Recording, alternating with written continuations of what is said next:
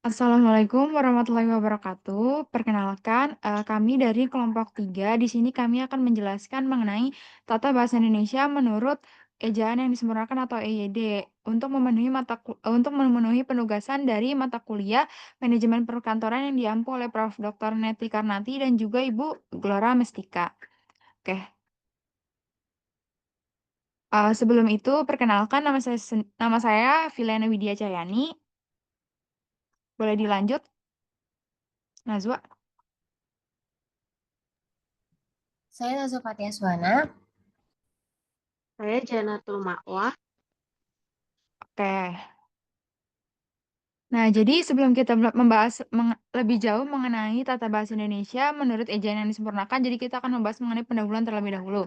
Nah, jadi bahasa Indonesia kan sering digunakan secara luas sebagai alat komunikasi dalam berbagai aspek kehidupan sehari-hari di dalam kehidupan masyarakat. Nah, jadi bahasa Indonesia ini memiliki peranan penting di dalam komunikasi sehari-hari, baik dalam konteks formal maupun informal. Nah, jadi bahasa ini sebagai bahasa resmi negara. Jadi bahasa ini digunakan di dalam pemerintahan, hukum, media massa, pendidikan, dan juga dunia usaha untuk memastikan komunikasi yang jelas dan juga efektif. Nah, jadi selain itu di dalam dunia pendidikan sendiri, bahasa itu berperan sangat penting yang mana digunakan sebagai bahasa pengantar dalam proses belajar mengajar di semua tingkat pendidikan. Nah, jadi penggunaan bahasa Indonesia yang tepat dan benar ini juga sangat krusial dalam bidang hukum pemerintahan dan dunia usaha. Jadi hal ini tuh bertujuan untuk menghindari kesalahan komunikasi dan juga memastikan interaksi yang dilakukan secara jelas dan efektif. Nah, jadi di dalam dunia pendidikan sendiri kan bahasa diajarkan sejak tingkat dasar dengan mengikuti pedoman umum ejaan bahasa Indonesia atau PUBI dan ejaan yang disempurnakan agar siswa ini memiliki pemahaman yang baik dalam berbahasa baik lisan maupun juga tulisan. Nah, selanjutnya itu di perkembangan bahasa Indonesia ini kan dipengaruhi sama yang namanya bahasa asing ya kan, jadi terutama bahasa Belanda sama bahasa Inggris. Nah, serta ada yang namanya perubahan sosial dan juga teknologi yang mana mempengaruhi penggunaan bahasa dari zaman ke zaman. Nah, jadi pengaruh ini tuh juga memperkaya yang namanya kosakata, tetapi sebenarnya itu menimbulkan juga yang namanya tantangan dalam mempertahankan tata bahasa yang baku. Nah, jadi seperti kayak media sosial dan juga bahasa gaul ini tuh semakin mempercepat yang namanya perubahan yang terjadi. Jadi sehingga tuh diperlukan yang namanya upaya di dalam dunia pendidikan sendiri untuk menjaga keteraturan bahasa. Nah, jadi tata bahasa ini berperan penting dalam memastikan komunikasi yang efektif, pemahaman yang baik tentang tata bahasa membantu siswa lebih percaya diri dalam berbicara dan menulis sehingga pengajaran bahasa yang sesuai dengan PUB dan EYD ini sangat diperlukan untuk menjaga kualitas bahasa Indonesia.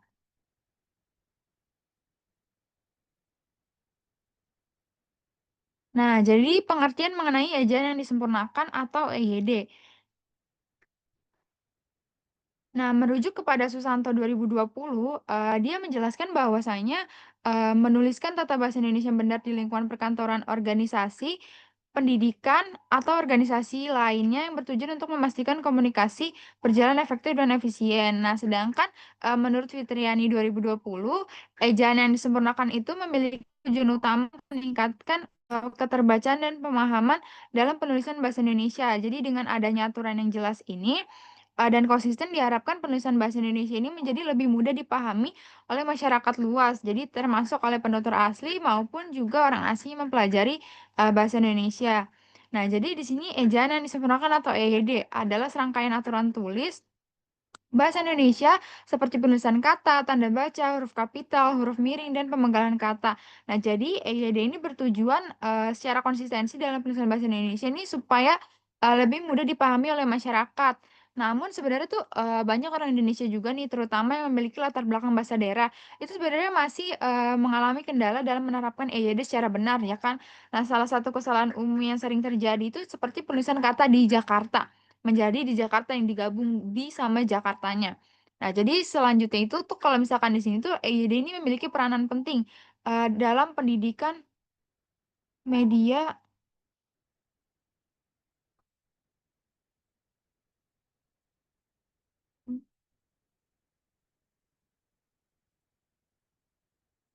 media, administrasi pemerintahan, dan juga komunitas di dalam dunia pendidikan. Nah, selanjutnya, EYD ini membantu siswa menulis dengan benar dan efektif. Jadi, sementara di dalam konteks profesional sendiri, aturan ini tuh memastikan bahwasannya komunikasi tertulis yang jelas dan kredibel. Nah, selain itu juga EYD ini berkontribusi dalam membangun yang namanya identitas nasional dengan mencerminkan budaya dan nilai-nilai bangsa. Nah, jadi aturan ini tuh dikembangkan agar tetap relevan dengan perkembangan bahasa dan kebutuhan komunikasi modern. Nah, selanjutnya di sini ada tujuan penulisan tata bahasa Indonesia di dalam manajemen perkantoran.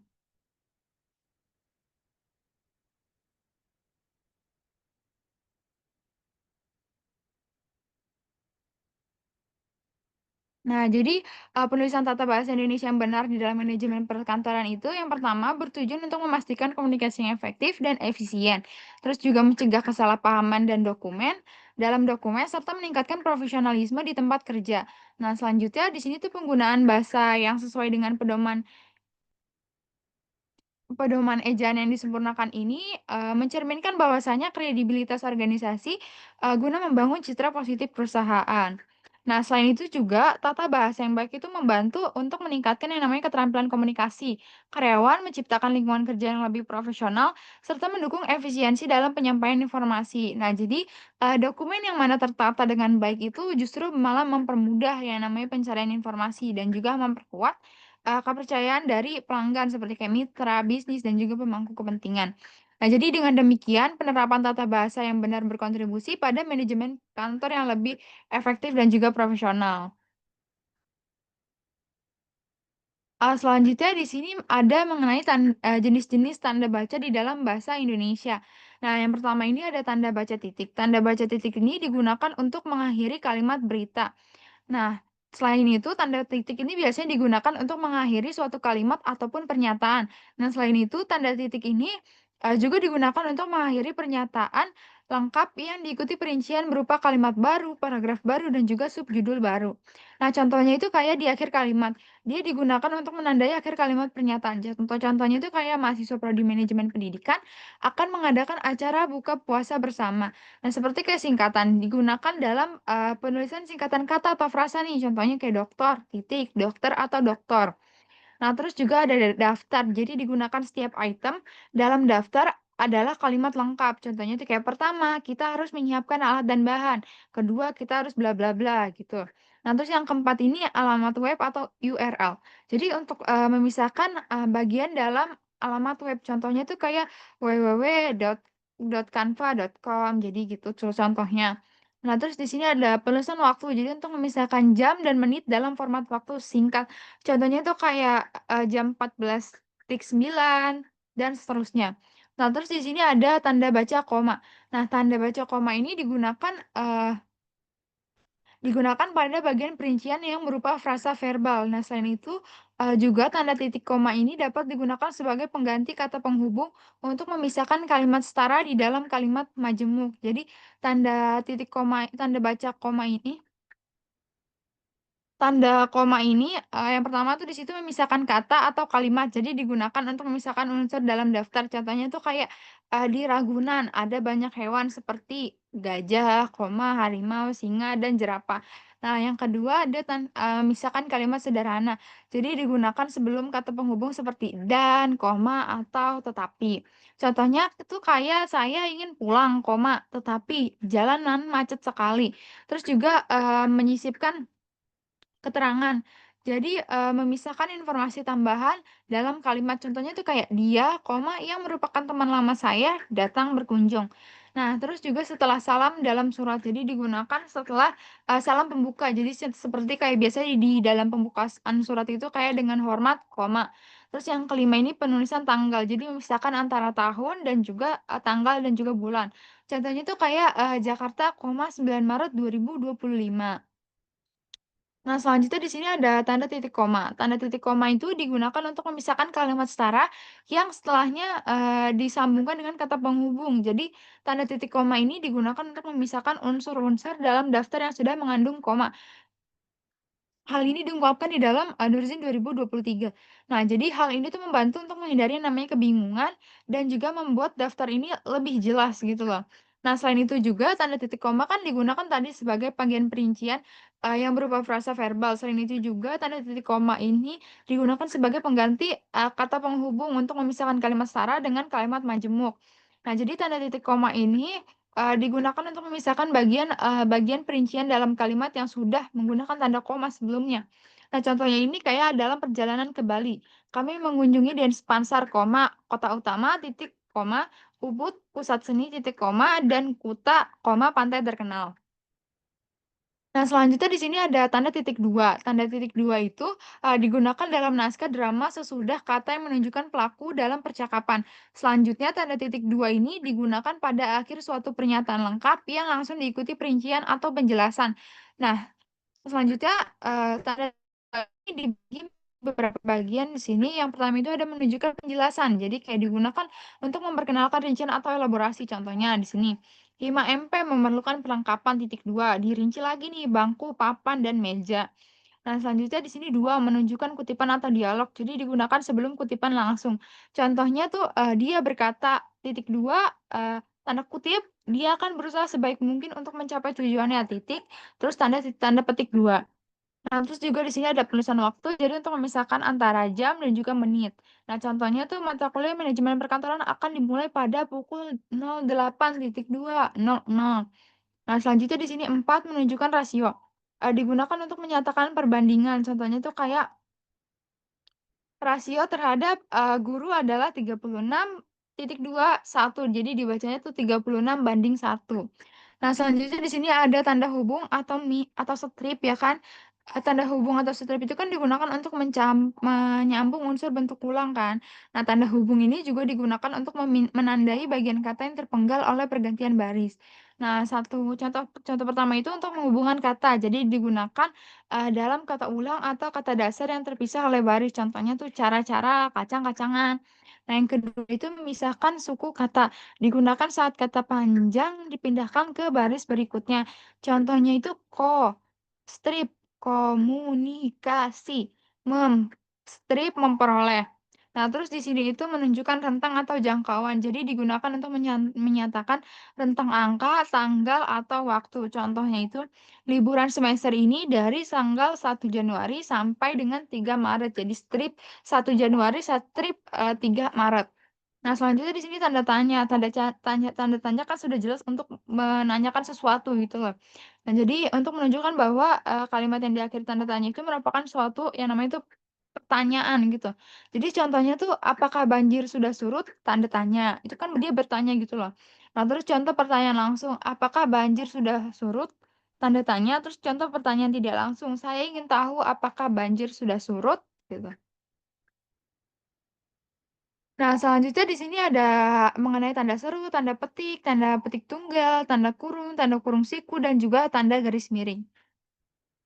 Nah, tanda seru ini, merupakan tanda baca yang digunakan dalam bahasa Indonesia serta berbagai bahasa lainnya. Jadi, tanda ini tuh memiliki beberapa fungsi utama di dalam penulisan. Jadi, khususnya itu untuk menyampaikan yang namanya emosi atau memberikan penekanan pada suatu pernyataan. Contohnya itu merdeka, seru tuh, dia merdeka gitu. Terus habis itu saya capek, itu tanda seru gitu. Terus habis itu tanda petik. Nah, tanda petik ini merupakan tanda yang mana digunakan di dalam penulisan, dengan berbagai tujuan jadinya. Jadi fungsi utama di tanda petik ini tuh untuk menandai yang namanya kutipan langsung, terus juga kayak dialog, terus juga kata-kata yang memiliki makna khusus atau istilah tertentu. Hal ini tuh diungkapkan di dalam Nurzin 2023. Jadi contohnya itu menurut pasal 31 ayat 1 Undang-Undang Dasar setiap, negara Republik Indonesia tahun 1945. Tanda petik nih, dia untuk mengutip nih, "Setiap warga negara berhak mendapat pendidikan." Nah, terus di sini ada tanda petik tunggal. Jadi tanda petik tunggal ini kan digunakan untuk mengapit yang namanya judul atau istilah yang kurang umum ya. Hal ini tuh diungkapkan juga di dalam Nurzin 2023. Contohnya itu, dia mengalami self quarantine, jadi karena positif COVID-19. Jadi self quarantine ini, itu kan menunjukkan istilah yang memang kurang umum ya kan, jadi diapit menggunakan tanda petik tunggal. Nah, terus tanda kurung. Jadi tanda kurung ini umumnya itu digunakan untuk mengapit yang namanya keterangan atau penjelasan yang bukan bagian dari, kalimat utama.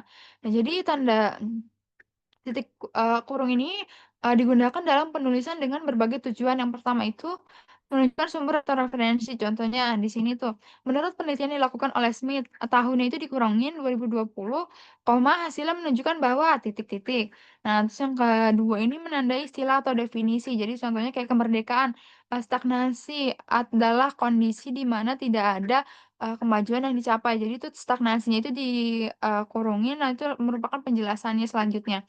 Nah, terus yang ketiga ini menunjukkan pilihan atau alternatif. Jadi kayak silakan pilih warna, warna itu dirinci nih di dalam kurung merah, biru, atau hijau untuk cat dinding. Terus juga di dalam penulisan matematika, contohnya itu 2 kali, buka kurung 3 tambah 4 sama dengan 14. Jadinya, yang dikurungin ini yang harus duluan dijumlahin. Nah, selanjutnya tanda kurung siku. Tanda kurung siku ini merupakan tanda baca yang digunakan, dalam penulisan dengan berbagai tujuan. Jadi khususnya itu, di dalam konteks akademis, teknis, dan juga penulisan formal atau Nurlaila 2021 hal itu diungkapkan di dalam, Nurlaila 2021. Nah, jadi di dalam penulisan kode atau notasi, tanda kurung siku ini sering digunakan, dalam penulisan kode pemrograman atau notasi matematis untuk menunjukkan yang namanya elemen array atau daftar. Jadi contohnya tuh di sini, array, terus, ada tanda kurung siku 0, terus juga sampai dengan 10. Jadi itu digunakan untuk jenis pemrograman. Nah, terus di sini ada tanda garis miring. Tanda garis miring kan yang bisa kita tahu itu seperti kayak atau ya, atau. Jadi tanda garis miring ini kan memiliki yang namanya beragam fungsi di dalam tulisannya. Contohnya itu sendiri, di dalam penulisan tanggal tuh jadi kayak tanggal 19 garis miring 0106. Terus juga di dalam penulisan matematika dia berfungsi sebagai tanda pembagi. Jadinya kayak 10 garis miring 2. Jadi kayak 10 dibagi 2 sama dengan 5. Terus di dalam penulisan kode atau notasi. Jadi balik lagi kayak tadi tanda kurung siku gitu, tapi ini lebih ke pakai tanda garis miring. Contohnya itu C, titik 2 garis miring program files garis miring titik dah, gitu. Nah, selanjutnya di sini ada penulisan kata menurut ejaan yang disempurnakan atau EYD. Jadi di sini pertama ada kata dasar. Jadi kata dasar itu ditulis sebagai suatu kesatuan. Hal ini diungkapkan di dalam Hana'a M 2018 halaman 33. Contohnya ini kayak, buku ini sangat bagus. Jadi kan ini merupakan kata dasar. Nah, kalau kata turunan di sini, terdiri dari kata imbuhan, bentuk ulang, dan gabungan kata. Nah, kata berimbuhan ini merupakan kata yang mendapat imbuhan ditulis, serangkai ya kan. Jadi contohnya kayak berjalan, mempermudah, perbaikan. Nah, di sini tuh huruf miring itu untuk, menunjukkan kalau itu kata imbuhannya gitu loh. Jadi berjalan, mempermudah, perbaikan, itu dijadikan satu.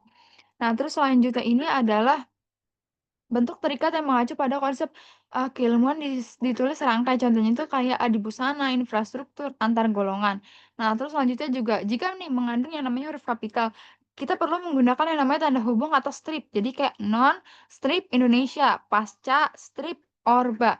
Nah, terus kata berimbuhan yang ditulis, miring dan mendapat bentukan terikat menggunakan tanda hubung. Contohnya itu kayak anti, strip mainstream. Pasca, strip, reshuffle, terus dan, juga super jedek, itu strip ya kan, super jedek. Nah, terus selanjutnya ini kata berimbuhan dari nama atau sifat Tuhan, ini tuh ditulis terpisah dengan huruf kapital kan, contohnya itu, Yang Maha Esa, Yang Maha Pengasih. Nah, kalau kata bentuk ulang itu kan ditulis dengan menggunakan yang namanya tanda hubung, contohnya tuh kayak anak-anak, hati-hati, kupu-kupu, dan lain-lain. Nah, terus juga bentuk, ulang gabungan kata yang hanya mengulang unsur pertama, contohnya itu kereta-kereta api cepat. Nah, terus yang ketiga ini gabungan kata ditulis serangkai. Jika mengandung yang namanya bentuk terikat atau partikel. Jadi contohnya itu kayak antar benua, tunawisma, keanekaragaman. Nah, terus kalau ditulis terpisah itu, jika itu merupakan frasa atau yang namanya kata majemukan. Jadi contohnya itu kayak rumah sakit, tanda tangan, meja makan, itu terpisah. Nah, selanjutnya di sini juga ada penulisan kata, eee kata menurut ejaan yang disempurnakan atau EYD. Nah, jadi di sini kata dasar, pemenggalan kata dasar. Jadi, huruf vokal yang dipenggal antara vokal tersebut. Contohnya itu bu, wah, main, saat, itu dipenggal.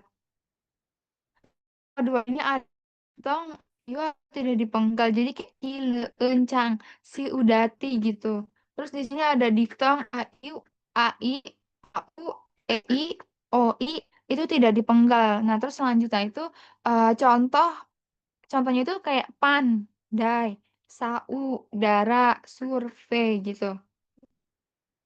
Nah, jadi jika ada konsonan di antara dua vokal, jadi pemenggalan ini sebelum konsonan nih, jadinya kayak ba ada a, jadi paknya itu langsung dipenggal gitu.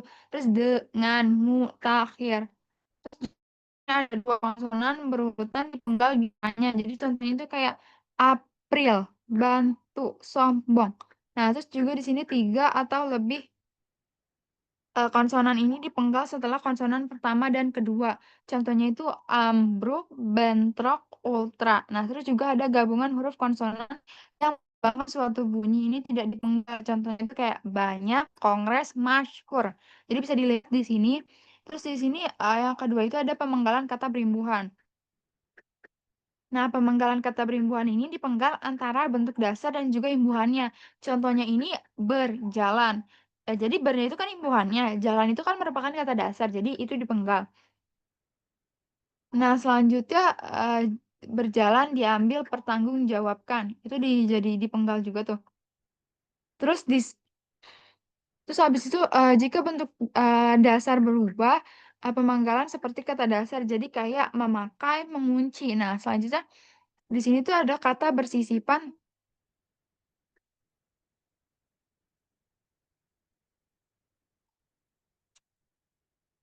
Selanjutnya di sini tuh ada kata bersisipan. Selanjutnya adalah kata bersisipan dipenggal seperti kata dasar. Contohnya itu kayak gelembung, terus ada gerigi. Terus juga pemenggalan kata gabungan jika kata terdiri dari dua unsur. Jadi pemenggalan ini dilakukan diantaranya di bagian biografi, foto, kopi, kilometer. Nah, terus juga di sini ada pemenggalan nama orang. Jadi nama orang dipenggal ini diantaranya tuh diantara katanya. Jadi kayak Muhammad Tabrani, terus koma Wage Rudolf Supratman. Nah, terus singkatan tuh nggak boleh dipenggal karena singkatan itu harus tetap utuh. Jadi contohnya tuh kayak BKBN, STNK, RNG, Rangga Warsita. Terus di sini ada kata depan di, ke, dan dari. Nah, jadi kata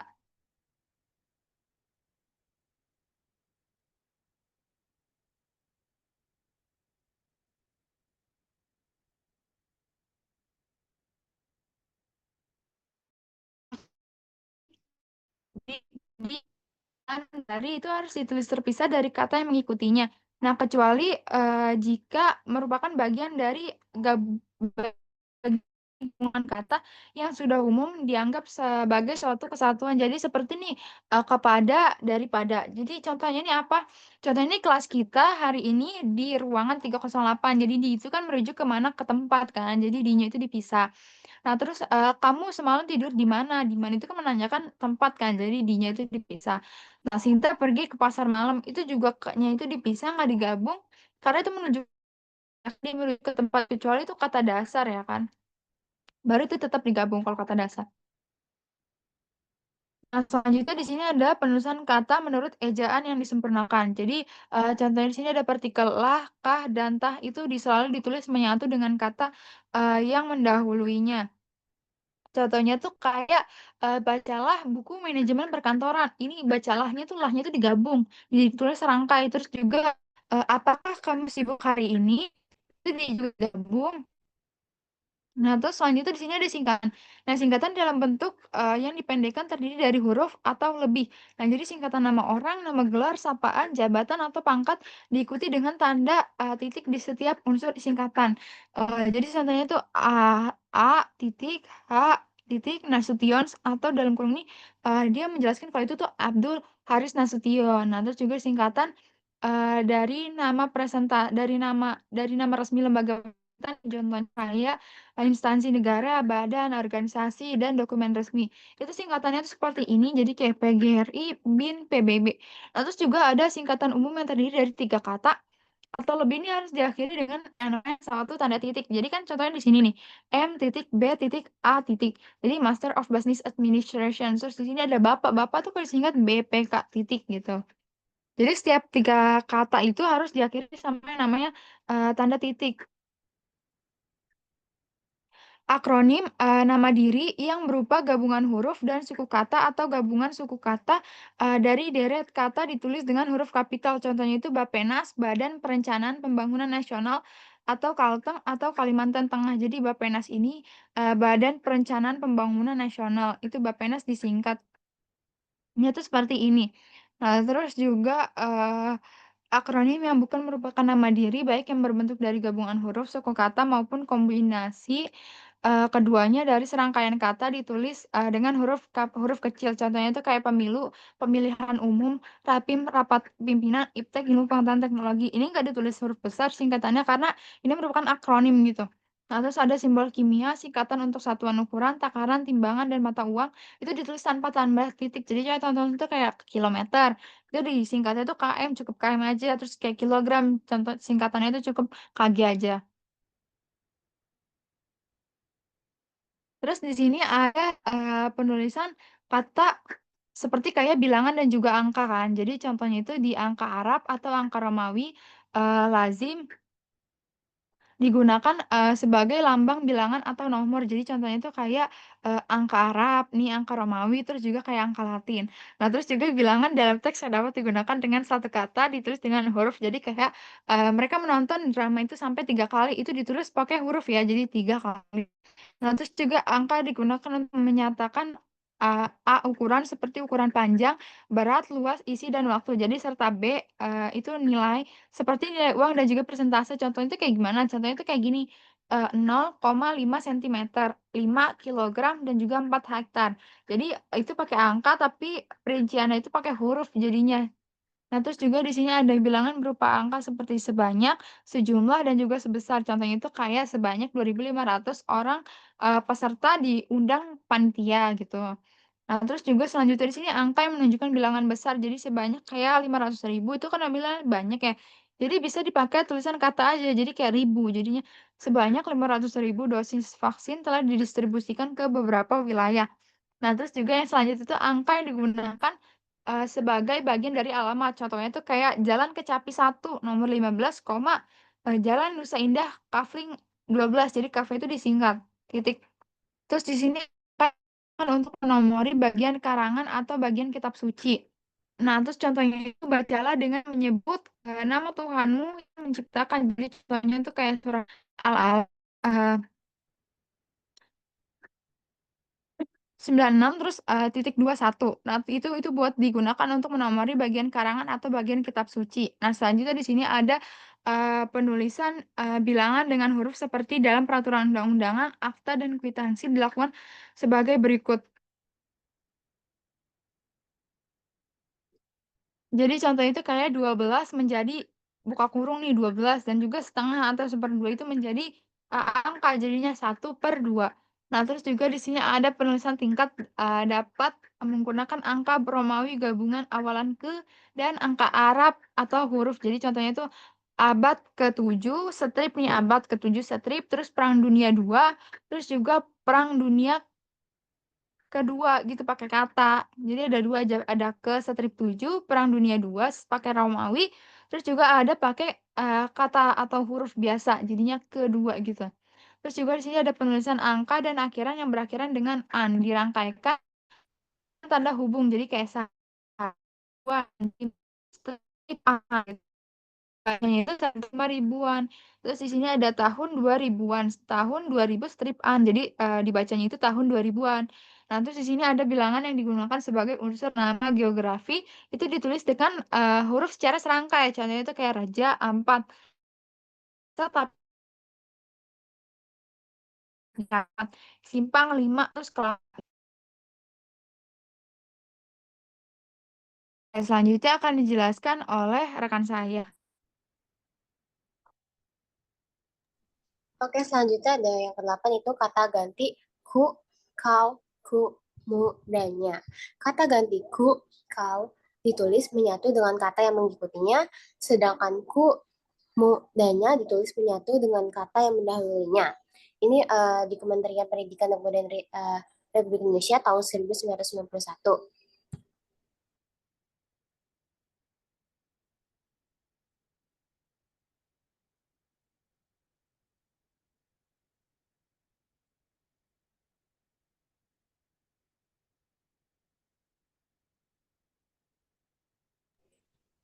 Contohnya itu apa yang kau ambil. Terus habis itu yang kedua itu bukuku, bukumu, dan bukunya tersimpan di perpustakaan. Lalu yang ke-9 itu ada kata sandang, si dan sang. Kata si dan sang ini terpisah dari kata yang mengikutinya. Misalkan surat itu dikembalikan kepada si pengirim. Di dalam cerita itu, si Pitung berhasil menolong penduduk. Toko itu memberikan hadiah kepada si pembeli. Lalu contoh sang itu ibu memberi hadiah kepada sang suami kemeja batik. Lalu sang adik mematuhi nasihat sang kakak. Harimau itu marah sekali kepada sang kecil. Yang kedua itu ada kata sang ditulis dengan huruf awal kapital jika merupakan unsur nama Tuhan. Contohnya itu, kita harus berserah diri kepada sang pencipta. Pura dibangun oleh umat Hindu untuk memuja Sang Hyang Widiwasa.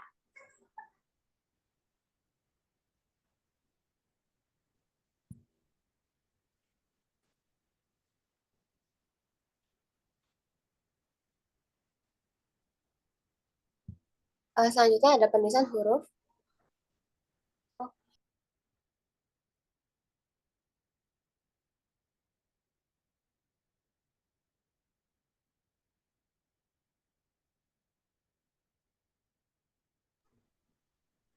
Selanjutnya ada penulisan huruf yang sesuai ejaan yang disempurnakan yang ide. Pertama itu penulisan huruf kapital sesuai ejaan yang disempurnakan. Istilah huruf kapital sering diganti dengan huruf besar. Namun istilah ini agak membingungkan karena pada kenyataannya ada huruf kecil, huruf non kapital yang besar ukurannya, dan ada huruf besar yang kecil ukurannya. Nah, boleh di next.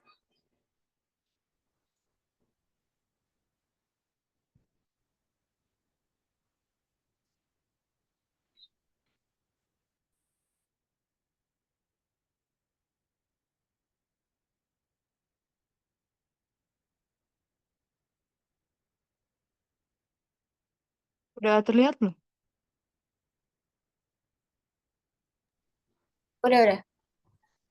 Oke. A, huruf pertama sebagai huruf awal. Ini kenapa seperti itu? K-nya itu sebagai huruf kapital, lalu yang kedua itu B, huruf pertama unsur nama orang termasuk julukan. Raden Kartini, R sama K-nya itu sebagai huruf kapital. Lalu C, tidak dipakai pada nama orang yang merupakan nama jenis atau satuan ukuran. Contohnya ikan lele.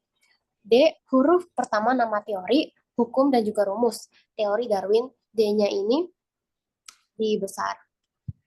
Lalu huruf pertama awal kalimat petikan langsung.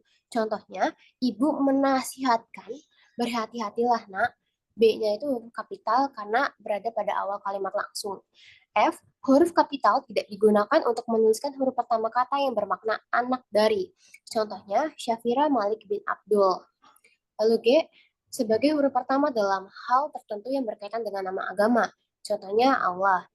Lalu H, huruf pertama unsur nama gelar kehormatan mengikuti nama orang. Contohnya Dr. Muhammad Hatta.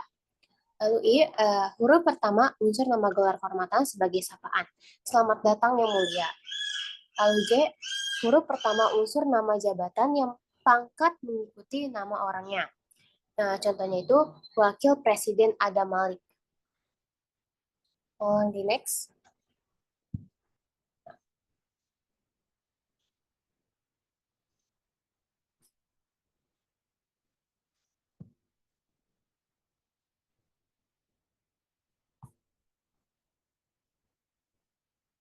K, ada huruf kapital tidak bisa dipakai pada nama bangsa, suku, bahasa, dan juga aksara. Misalnya bahasa Indonesia, tapi Indonesia tetap memakai huruf kapital. Lalu L, huruf kapital tidak digunakan sebagai huruf pertama nama bangsa, suku, bahasa, dan aksara yang berupa bentuk dasar kata turunan. Contohnya ke Inggris-Inggrisan. Lalu M, huruf pertama nama tahun, bulan, hari, dan hari besar atau hari raya. Contohnya itu hari lebaran. N, huruf pertama nama unsur-unsur nama peristiwa sejarah. Contohnya Konferensi Asia Afrika. O, huruf pertama peristiwa sejarah yang tidak digunakan sebagai nama ditulis sebagai huruf non kapital. Contohnya Soekarno dan Hatta. Mempromosikan kemerdekaan bangsa Indonesia. P, huruf pertama digunakan sebagai huruf pertama nama geografi. Contohnya benua Asia. Q, Huruf pertama nama geografi yang tidak diikuti nama diri ditulis dengan huruf non-kapital. Contohnya berenang di danau. Lalu R, huruf pertama nama diri geografi yang digunakan sebagai nama jenis ditulis dengan huruf non-kapital. Contohnya itu barik, jeruk, bali, atau citrus maksima. Ulangi next.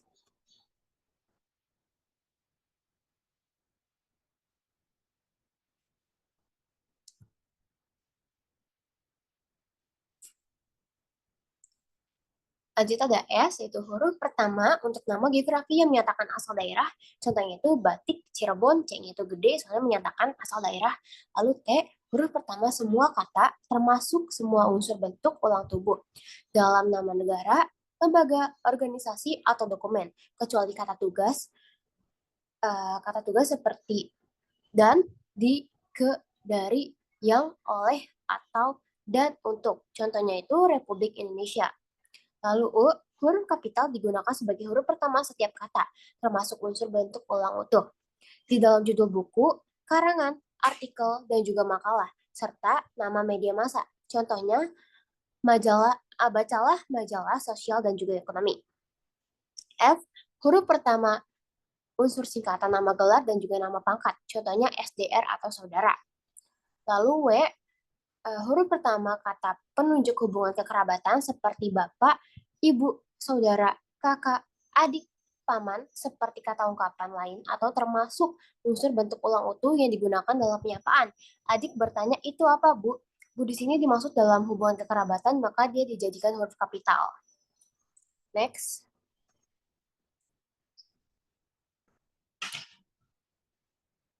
Yang kedua itu ada penulisan huruf miring sesuai ejaan yang digunakan EYD.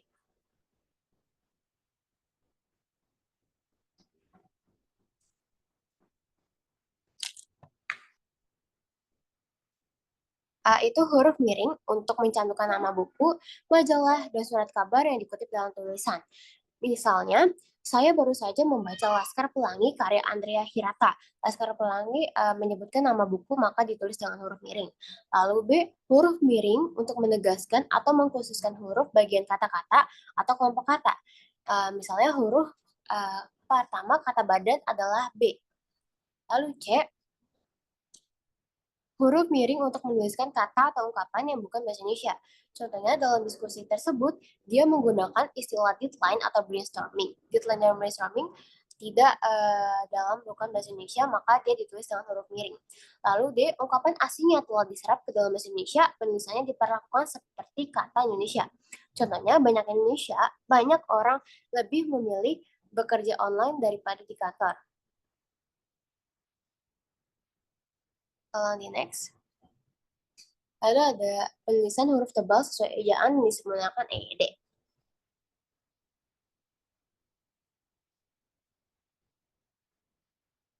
A. Huruf tebal dalam cetakan dipakai untuk menuliskan judul buku, bab, bagian bab, daftar isi, daftar tabel, daftar lambang, daftar pustaka, indeks, dan juga lampiran. Contohnya bisa dilihat. Lalu B. Huruf tebal tidak dipakai dalam cetakan untuk menegaskan atau mengkhususkan huruf, bagian kata, atau kelompok kata. Untuk keperluan itu digunakan huruf miring. Contohnya, kepemimpinan yang baik sangat diperlukan dalam organisasi. Jadi itu dalam contoh ini tidak ada kata yang ditegaskan dalam huruf miring. Namun jika kita ingin menegaskan kata kepemimpinan itu, maka kita bisa menuliskan dengan kata miring, bukan huruf tebal itu. Lalu yang C, huruf tebal dalam cetakan kamus dipakai untuk menuliskan lemma dan sublema serta untuk menuliskan lambang bilangan yang menyatakan polisemi. Contohnya kalah itu tidak menang, 2 kehilangan atau merugi, 3 tidak lulus, 4 tidak menyamai, atau mengalah mengaku kalah. Lalu mengalahkan bisa jadi 1 menjadikan kalah, 2 menaklukkan, 3 menganggap kalah, dan terkalahkan atau tidak dapat dikalahkan. Next.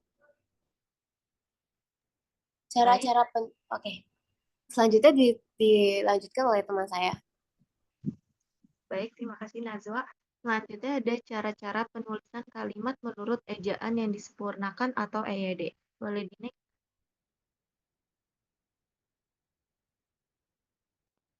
Yang pertama yaitu ada penggunaan huruf. Nah, penggunaan huruf ini ada dua, ada huruf kapital sama huruf miring. Nah, huruf kapital ini itu digunakan untuk huruf pertama pada awal kalimat, nama orang, nama tempat, dan lainnya. Contohnya seperti Intan sedang mengerjakan tugas bahasa Indonesia.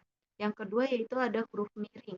Huruf miring itu umumnya digunakan untuk menuliskan nama ilmiah, istilah asing, dan judul buku atau jurnal. Contohnya seperti Homo sapiens. Yang kedua yaitu ada penulisan kata. Di penulisan kata yaitu yang pertama ada kata baku. Kata baku itu digunakan untuk kata yang baku dalam penulisan. Contohnya itu orang sering kebanyakan menulis analisa, padahal itu bukan analisa tetapi analisa. Lalu ada praktik, bukan praktek. Yang kedua itu ada kata depan. Kata depan itu seperti di, ke, harus dipisahkan dari kata berikut ya. Jika menunjukkan tempat, contohnya itu di rumah sama ke sekolah. Yang ketiga itu ada partikel. Partikel kata seperti lah, kah, dah, dan pun itu ditulis bersamaan dengan kata yang mendahulunya. Contoh, apakah, apapun. Selanjutnya yang ketiga yaitu ada tanda baca. Tanda baca itu yang pertama ada titik. Titik itu digunakan untuk mengakhiri kalimat. Yang kedua ada koma. Koma digunakan untuk memisahkan unsur dalam kalimat. Yang ketiga ada titik koma. Titik koma itu digunakan untuk memisahkan bagian dalam kalimat yang sudah mengandung koma. Sama yang terakhir ada tanda tanya dan tanda seru. Tanda tanya itu digunakan pada akhir kalimat tanya dan tanda seru itu untuk kalimat perintah. Yang keempat itu ada penulisan kalimat. Penulisan kalimat yang pertama itu ada kalimat efektif, yaitu usahakan untuk menghindari kalimat yang terlalu panjang dan rumit. Gunakan kalimat yang jelas dan langsung. Yang kedua yaitu ada kalimat pasif dan aktif. Sesuaikan penggunaan kalimat pasif dan aktif dengan sesuai konteks. Selanjutnya yaitu ada penggunaan italik. Huruf italik ini digunakan untuk menuliskan istilah asing atau yang belum diserap dalam bahasa Indonesia, misalnya internet, software, dan yang lain-lain. Boleh di next.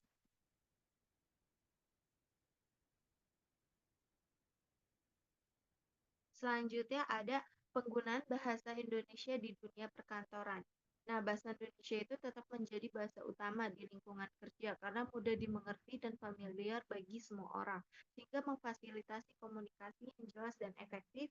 Untuk menjaganya, organisasi dapat menerapkan strategi seperti mengadakan pelatihan rutin dan membuat kebijakan internal yang mendukung penggunaan bahasa Indonesia dalam komunikasi sehari-hari. Jadi bahasa Indonesia itu gampang dipahami sama semua orang. Bahasa Indonesia itu diibaratkan seperti nasi. Semua orang itu ngerti dan butuh. Jadi enak juga buat komunikasi di tempat kerja. Biar komunikasi makin lancar, kantor bisa adain pelatihan ringan seperti ngobrol asik pakai bahasa Indonesia dan bikin aturan simple yang bisa ngingetin kita itu buat tetap pakai bahasa Indonesia yang sopan dan jelas setiap hari. Boleh di next. Selanjutnya itu ada langkah efektif yang dapat diterapkan. Yang pertama yaitu adakan pelatihan dalam penggunaan bahasa Indonesia secara rutin bagi anggota dalam suatu organisasi. Yang kedua yaitu tetapkan kebijakan penggunaan bahasa Indonesia di lingkungan kerja untuk membantu dalam berkomunikasi. Boleh diselanjutkan.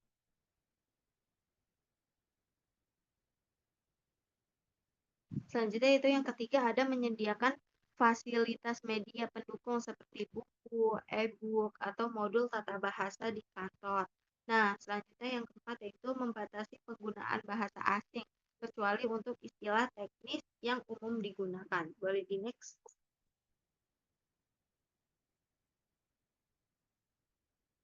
Selanjutnya yaitu ada pengaplikasian penggunaan EYD dalam manajemen kantoran.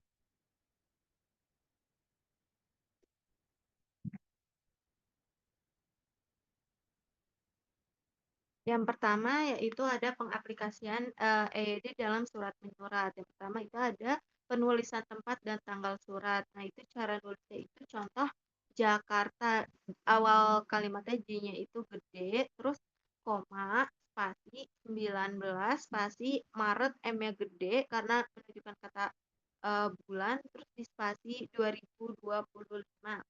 Yang kedua itu ada penulisan alamat surat. Nah, penulisan alamat suratnya itu contohnya itu yang terhormat titik spasi Direktur Kecantikan. Jadi ini D sama K-nya itu di huruf besar.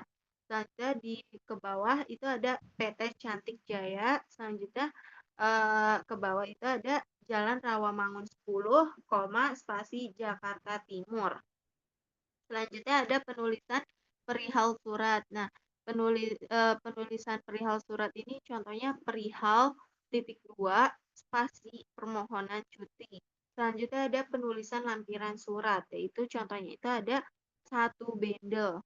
Selanjutnya ada penulisan salam, contohnya itu dengan hormat koma. Selanjutnya ada isi surat.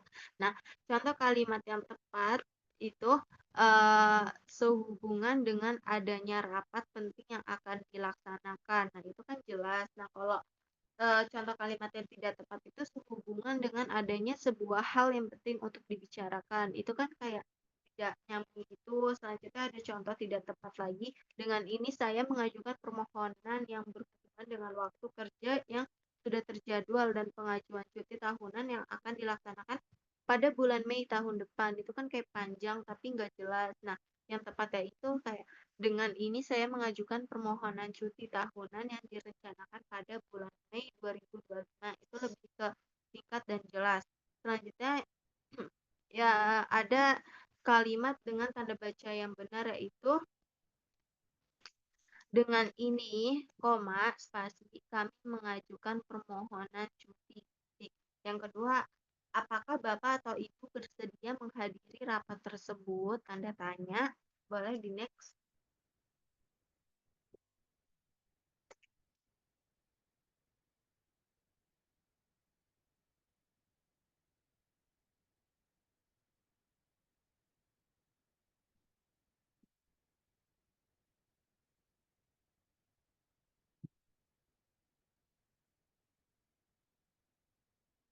Selanjutnya ada prinsip penggunaan EYD dalam manajemen kantoran.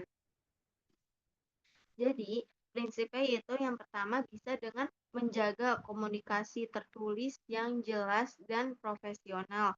Yang kedua yaitu dengan meningkatkan kredibilitas organisasi melalui ejaan yang sesuai. Yang ketiga yaitu mengurangi kesalahan dalam penyampaian informasi. Yang keempat itu menjamin dokumen disusun dengan bahasa yang benar. Yang kelima itu ada mendukung efisiensi dan efektivitas kerja. Sama yang terakhir itu ada memperkuat citra profesional organisasi dengan perhatian pada detail dan kualitas komunikasi. Boleh di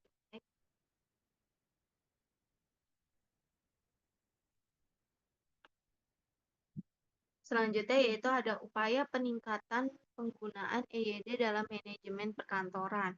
Nah, penggunaan EYD itu penting untuk menjaga profesionalitas dokumen kantor. Nah, dengan adanya kesalahan ejaan itu bisa menurunkan efektivitas komunikasi. Tentu aja memiliki tantangan yaitu kurangnya pelatihan dan pemahaman teknologi. Nah, solusi yang dapat dilakukan itu yang pertama ada menyelenggarakan pelatihan EYD secara berkala. Yang kedua, menyediakan panduan penggunaan EYD yang mudah diakses. Sama yang terakhir itu ada memanfaatkan teknologi untuk mendukung konsistensi dan kualitas dokumen.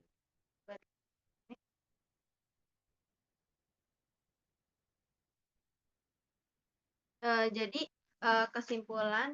kesimpulannya yaitu ejaan yang disempurnakan atau EYD itu memastikan bahwa penerapan ejaan dan tata bahasa yang tepat dalam komunikasi sehari-hari. Kedua, pedoman ini berperan sebagai referensi untuk menjaga konsistensi dalam penulisan bahasa Indonesia baik dalam konteks formal maupun informal.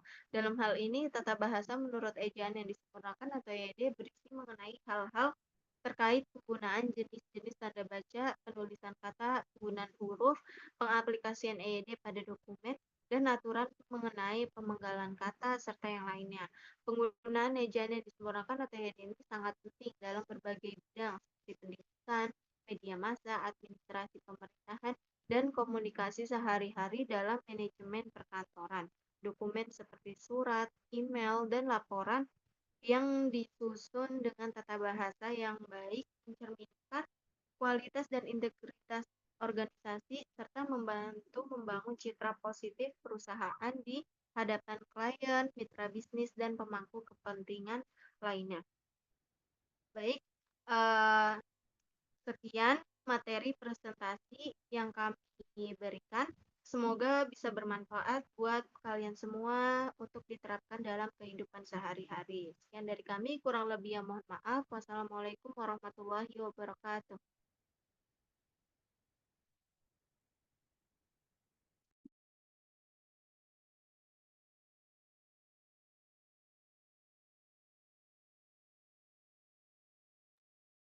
Udah ya?